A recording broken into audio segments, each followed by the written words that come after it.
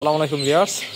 তো এই ভয়াবহ ঠান্ডার কারণে অনেকেই কিন্তু সোনালী মুরগি বা পোলট্রি মুরগি পালন করাই এখন আপাতত বন্ধ রাখছে, যার ফলে কিন্তু বাচ্চার দামও কিন্তু অনেকটাই কম।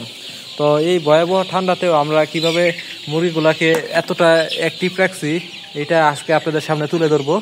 তো আলহামদুলিল্লাহ আমাদের মুরগিগুলা যথেষ্ট অ্যাক্টিভ আছে এবং যথেষ্ট খাবারও খাইতেছে। এই যে দেখেন, আমি একটু আগে দেখেন খাবার দিয়ে গেছি, খাবারটা এখন একটু কমায় ফেলছে। তো পুরো ভিডিওটা দেখেন, তাহলে আলহামদুলিল্লাহ বুঝতে পারবেন আমরা মুরগিগুলাকে এত সচেতন এবং এত সবল রাখছি কীভাবে। তো শীতের সময় সবথেকে কঠিন যে বিষয়টা এটা হলো গরম রাখা। সবচেয়ে কঠিন বিষয়টা হলো গরম রাখা। তো আমরা কিন্তু এই গড়টাই সঠিকভাবে গরম রাখতে পারছি। আমাদের মুরগিগুলার গতিবৃদ্ধি দেখে আপনারা অবশ্যই বুঝতে পারতেছেন যে আলহামদুলিল্লাহ আমরা কতটা গড়টারে গরম রাখতে পারছি। আর বাইরে কিন্তু প্রচণ্ড পরিমাণে ঠান্ডা।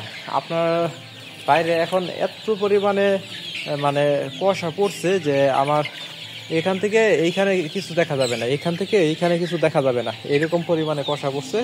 তো আলহামদুলিল্লাহ তারপরে কিন্তু আমাদের ফার্মের ভিতরটা বেশ অনেকটাই গরম, তুলনামূলকভাবে অনেকটাই গরম।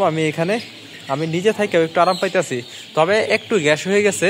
তো আপনারা কিভাবে গরম করবেন আমি এইটাও আপনাদের প্রসেসটা বুঝাই দিতেছি। তো প্রসেস আসলে বোঝানোর কিছুই নাই, এর কারণটা হলো আপনারা অবশ্যই দেখেই বুঝতে পারতেছেন। এতে আমাদের কিন্তু বিদ্যুৎ অপচয় হইতেছে অনেকটাই। বিদ্যুৎ অপচয় হইলেও আমাদের মুরগিগুলা কিন্তু কতটা সুস্থ আছে আপনারা অবশ্যই ভিডিওর মাধ্যমে দেখতে পারতেছেন। আমি একটু ভালো করে দেখাই আপনারা দেখেন কতটা সুস্থ আছে আমাদের মুরগিগুলা আল্লাহর রহমতে। তো আমরা কিন্তু যে কাজটা করছি এটা আপনাদের দেখাই। আজকে মুরগির বয়স আমাদের 29 দিন। আপনার কখনো 29 দিন বয়সে কিন্তু কেউ লাইট দিয়ে রাখবে না বা এতটা বিদ্যুৎ অপচয় হবে দেখা আপনার এইভাবে মুরগিগুলাকে রাখবে না। এর কারণটা হইতেছে মুরগির যথেষ্ট লোমকোষ হয়ে গেছে এবং মুরগির শরীর যথেষ্ট হিট আছে, যথেষ্ট তাপমাত্রা ঠিক আছে মুরগির, এই জন্য কেউ এইভাবে রাখতে চাইবে না। কিন্তু আমরা এটা রাখছি, এর কারণটা হইতেছে এই ভয়াবহ ঠান্ডার কারণে আপনার যে উত্তরবঙ্গ আছে ওইদিকে যে সোনালী মুরগিগুলো চাষ করা হয় এইগুলা কিন্তু মোটামুটি চাষবাদ বন্ধ করে দিছে। কারণটা হইতেছে পুরোটাই ঠান্ডার কারণে কিন্তু মোটামুটি বন্ধ করে দিছে। আর আমরা কিন্তু এই ঠান্ডার ভিতরেই কিন্তু মুরগিগুলোকে পালন করতেছি আল্লাহর রহমতে। দেখেন 29 দিন বয়স হলে মুরগিগুলো কতটা সুস্থ আছে। তো আমরা যেটা করছি এই যে দেখেন পাশে এই যে 200 ওয়াট লাইট দিছে, এটা 100 ওয়াট লাইট, ওইখানে আবার 200 ওয়াট লাইট এবং আমরা 3টা ব্রুডারই অন রাখছি। প্রতিটা ব্রুডারে 200 ওয়াট লাইট আছে 2টা করে, 100 ওয়াট লাইট আছে 2টা করে। তো এইভাবে কিন্তু মুরগিগুলা বেশ অনেকটাই গরম পাইতেছে। ওই ব্রুডারের নিচে দেখেন ওই ব্রুডার থেকে সরাসরি হিট লাগতেছে এবং এই লাইটগুলা এই পাশ দিয়ে যেখানে ব্রুডার দিতে পারি এটাই যেখানে মুরগি বেশি জমে থাকে আমরা ওইখানে এই লাইটগুলা দিছি। তো এতগুলা লাইট দেওয়াতে আমাদের ওইখানটা প্রচণ্ড গরম এবং তুলনামূলকভাবে এইখানটাও গরম আসছে কিন্তু একটু ঠান্ডা। এই দিকটা একটু ঠান্ডা, এই দিকটার তুলনায় ওই দিকটা বেশ অনেকটাই গরম। কিন্তু ওই দিকটা আল্লাহর রহমতে মুরগিগুলা খুবই স্বাচ্ছন্দ্যে আছে, কোনো সমস্যা হইতেছে না। তো এতে কিন্তু একটু বিদ্যুতের অপচয় হইতেছে, বিদ্যুতের অপচয় হলেও কারণ আমরা হিসেব করে দেখছি মুরগিগুলো যদি সুস্থ থাকে এবং সঠিক সময় যদি সঠিক ওজনটা আসে, আমাদের কাঙ্ক্ষিত ধারণা কিন্তু যদি ওজনটা আসে তাহলে আলহামদুলিল্লাহ খরচটা আমাদের পুষায় যাবে, ওটার সমস্যা নেই। তো আল্লাহ ভরসা। আর বাকি যে ব্যাপারগুলা এটা আমি আপনাদের বলে দিই। আপনারা অনেকেই হয়তো বা এই শীতের মাঝে পুরোপুরি করে মানে পর্দা পলিথিন টিলিথিন লাগায়ও কিন্তু ঘরটায় গরম করে তুলতে পারে না। আমাদের এগুলা কিন্তু পলিথিন না, এই যে দেখতেছেন পুরো পর্দাটা এটা পুরোটাই কাপড়ের পর্দা এবং আমরা প্রতিটা পর্দার উপর দিয়ে প্রায় এক গিফট করে জায়গা খালি রাখছি। ওই দিক দিয়ে প্রতিটা জায়গা খালি রাখছি গ্যাসটা বের হওয়ার জন্য। এই দিকটা দেখেন, এই দিক দিয়ে কিন্তু আমরা খালি রাখছি এক গিফট পরিমাণ জায়গা খালি রাখছি চারিদিক দিয়ে গ্যাসটা বের হওয়ার জন্য। কারণ ঠান্ডা আবহাওয়াটা হইতেছে বাড়ি, এটা নিচের দিকে আসে, এটা উপরের দিকে একটু কম থাকে। তো আমরা উপরের দিকে খালি রাখছি, উপর দিয়ে শুধু আমাদের গ্যাসটা বের হইতে পারে এই জন্য। আর ঠান্ডা যেহেতু নিচে হবে তাই আমরা নিচে এরকমভাবে লাইট জ্বলাই দিছি। এরকমভাবে লাইট জ্বলাই দেওয়াতে আমাদের মুরগির মানে অনেকটাই সুস্থ আছে, গরম আছে। এটা তো আপনারা ভিডিওর মাধ্যমে মুরগিগুলার গতিবৃদ্ধি দেখেই অবশ্যই বুঝতে পারতেছেন যে মুরগিগুলা কতটা সুস্থ আছে, সবল আছে। তো আলহামদুলিল্লাহ আজকে মুরগির বয়স 29 দিনে কিন্তু আমরা কোনো ওষুধ ব্যবহার করতেছি না, আমরা শুধু সাদা পানি এবং খাদ্য দিতেছি।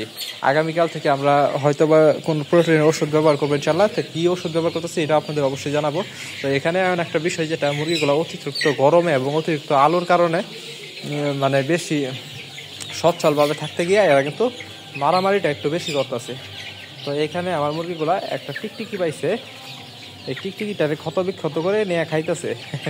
তো আমরা কিন্তু এর আগের ভিডিওতে আপনাদের দেখাইছি কিভাবে, এই দেখেন টিকটিকিটার অবস্থা, এটা যে পাইতেছে সে একটু নিয়ে টানাটানি করে খাইতেছে। আচ্ছা যাই হোক, আমরা কিন্তু এর আগের ভিডিওগুলোতে আপনাদের দেখাইছি যে কিভাবে আমাদের মুরগিগুলা নিমের পাতাগুলা দেওয়ার সাথে সাথে সবগুলা খাইয়ে ফেলছে কীভাবে।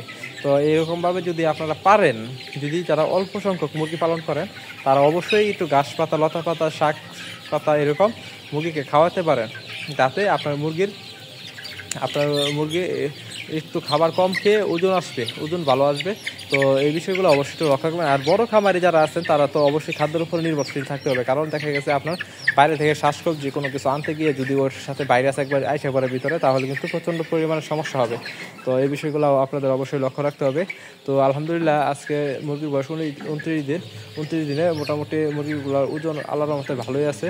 তো আমি প্রতিদিনই আপনাদের এরকমভাবে আপডেট জানাতে থাকবো, কারণ সোনালী হাইব্রিড মুরগি পালন আপনাদের এটাই প্রথম। এই দেখেন কীভাবে মারামারি করে, পুরো ফাইটার মুরগি হয়ে গেছে। আচ্ছা যাই হোক, আজকে আমাদের কিন্তু এই বেশি প্রথম মুরগি পালন। তো আল্লাহর রহমতে আমরা মুরগিগুলাকে সুস্থ রাখতে পারতেছি, এটা দেখে আমাদের কাছে খুব ভালো লাগতেছে। তো আমরা যেহেতু আমাদের যে ছোটো খামারটা আছে, ওই ছোটো খামারে কিন্তু মুরগিগুলোর অবস্থা খুবই কম, কারণ ওটা হচ্ছে ছাদের উপরে খামার। ওইখানে মানে এইরকম অল্প ফাঁকা দিয়েও বেশ অনেক বাতাস আসে।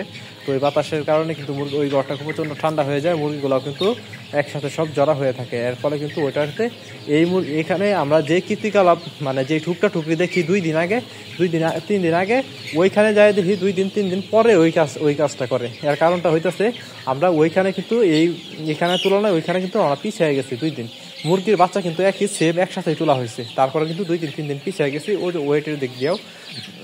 এর কারণটা হইতেছে এইটাই যে প্রচণ্ড পরিমাণ ঠান্ডা, সঠিকভাবে খাইতে পারে না। আর এখানে যত ঠান্ডায় থাক মুরগি কিন্তু কন্টিনিউ লাড়াচাড়া আছে, কন্টিনিউ খাইতেছেই। এই দেখেন মুরগিগুলা কতটা স্বাচ্ছন্দ্যে আছে। তো আলহামদুলিল্লাহ আজকে 29 দিন হওয়ার পরও মুরগিগুলা মোটামুটি এই অবস্থা। আর মুরগিগুলা এখনও ঠুকরি অবস্থায় কমে নাই, তবে এই খামারে তুলনামূলকভাবে ঠুকরা অনেকটা কমে গেছে। তো এখানে দেখেন আমি দেখাই, এই যে দেখেন আরেকটা মুরগির ঠুকরা একদম রক্ত বের করে ফেলছে। এই যে দেখেন রক্ত বের করে ফেলছে, এই মুরগিটাকে একদম রক্ত বের করে ফেলছে।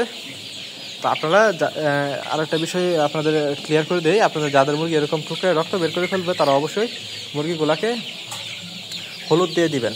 হলুদ দিয়ে দিলে আপনার এরকম ঠুকরে রক্ত বের করবে না। তো আমি এই মুরগিটাকে এখন আলাদা ওই পাশে রেখে দিব, তা না হলে এটা কালকে সকালে এসে জীবিত নাও দেখতে পারি। এই মুরগিটা সম্ভবত ওই পাশে ছিল, এই পাশে দেওয়ার সাথে সাথে ঠুকরি শুরু করে দিছে। তো আমি একটু একটা পানির পাত্র সহ ওই পাশে ওই মুরগিটাকে দিয়ে দিব, যাতে ঠুকরি না করতে পারে।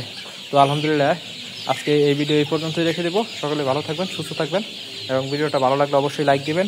চ্যানেলটা সাবস্ক্রাইব না করলে অবশ্যই সাবস্ক্রাইব করে আমাদের পাশে থাকবেন। এবং আমরা কিন্তু নতুন ফেসবুক পেজ ওপেন করছি, আপনারা চাইলে ওখানে গিয়ে ফলো দিয়ে আসতে পারেন। তো আজকে এই ভিডিও এই পর্যন্তই, সকলে ভালো থাকবেন, সুস্থ থাকবেন। আসসালামু আলাইকুম।